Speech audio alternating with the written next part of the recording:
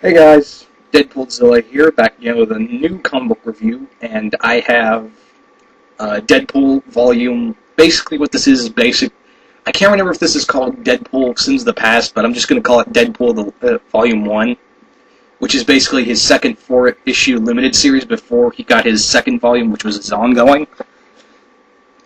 Anyway, I got this from my dad, who was in Georgia when he hit my little brother, up to Georgia for a military training, and he was in a garage sale. Yes, and I'm not lying. He got this at a garage, all four issues of this title, for only $10. This person did not know what they had, and he got this for me. He told me, "I don't know if you like this guy or not, but I thought you might. But you're a comic book fan, so here you go." And I was like, "All right, Dad, awesome." And I hugged him, and I nearly knocked him knocked him down. I was this excited. Because not once in a million years I thought I was going to get even a single issue of this comic book. Because if you've seen online, this thing runs for about maybe the highest I've seen for just a single issue of this volume, about $60. So, and by the way, these are not in terrible condition, not a page was missing. The condition was actually pretty good, even though they weren't bagged and boarded. So, very good condition. A few, not really damage at all, actually. But anyway, let's move on to the review. Alright, the story behind this comic book is that Black Tom, Banshee's cousin, is dying from a wood growth. That's basically his powers growing out of control. And the only way he can be saved is through Deadpool's regenerative powers.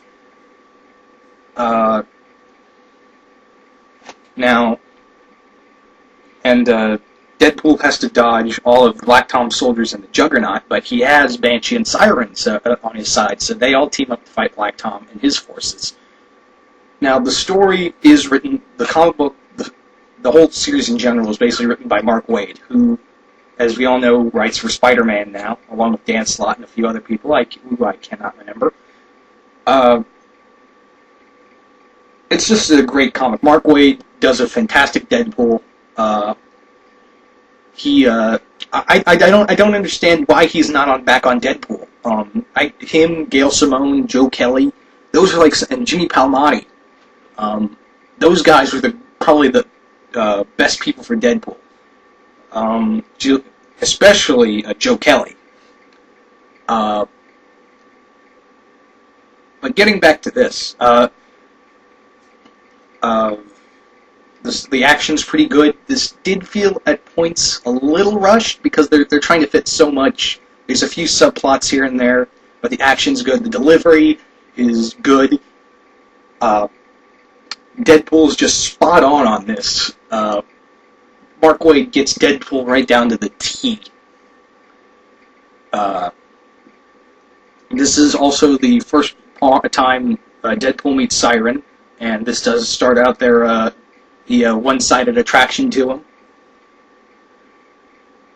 But it is an all-around great. This is an all-around great series. We get to see a lot of action. The fight between Juggernaut and Deadpool is just cool. I like it when Deadpool throws a whole box of knives down on Juggernaut, and he goes, "Banzai! I mean, Ginsu!" And then he's like, "You think that can stop me?" And he's like, "No, but I'm pretty sure this can." And dumps this whole vat of molten metal down on Juggernaut. And I thought that was cool. The battle between the ending was a little off, but it did fit the story, and in my opinion, it fit the story. Deadpool is just a badass in this comic. He's not a retard like Daniel Way is writing him. Quick message to Mark Waid, or anyone who can do, or Gail Simone, anyone can hear me. Please, someone take over Daniel Way stuff. Deadpool sounds like a retard in those comic books. I'd take Victor Gischler over him, and he's doing Mark with a Mouth, which is it's everyone's 50-50 on that comic. But if Way can trade over to Merc with a Mouth and Gischler to the main series, I'd be okay. I'd be okay with that. Anyway, getting back to this. Sorry about my rant, guys. But, like I said, great comic book. The art is just great. But it did feel rushed. This whole story did feel a little rushed. But the delivery to it was good. I think they just fit too much in here. They tried to fit too much in here. What with the Interpol after him, Black Tom after him, after Deadpool, Black Tom's forces and the Juggernaut after him, Interpol after him, and one of the guys holding some guy holding a grudge against Deadpool because he didn't get a promotion. I'm not going to spoil that. I'm not going to try to spoil anything on here. The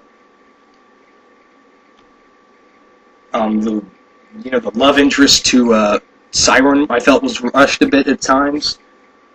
You could this is just my opinion right now. I think you could use this comic book, this limited series for the Deadpool movie. You could use this for a plot for the Deadpool movie.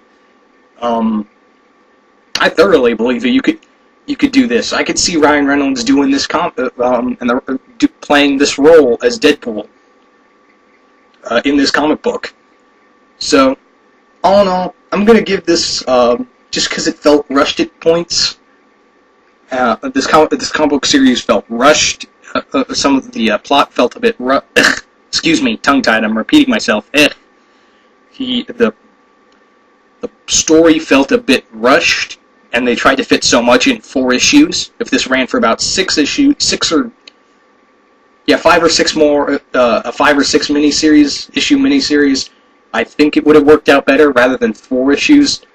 But I'm going to give this a 4.5 out of 5, just because on that basis. But everything else is just... You know what? I take that back. It is going to be a 5 out of 5. That's just one little gripe I've got, and that's just my opinion. But anyway, this is Deadpoolzilla. I hope you enjoyed this review, and I'm out.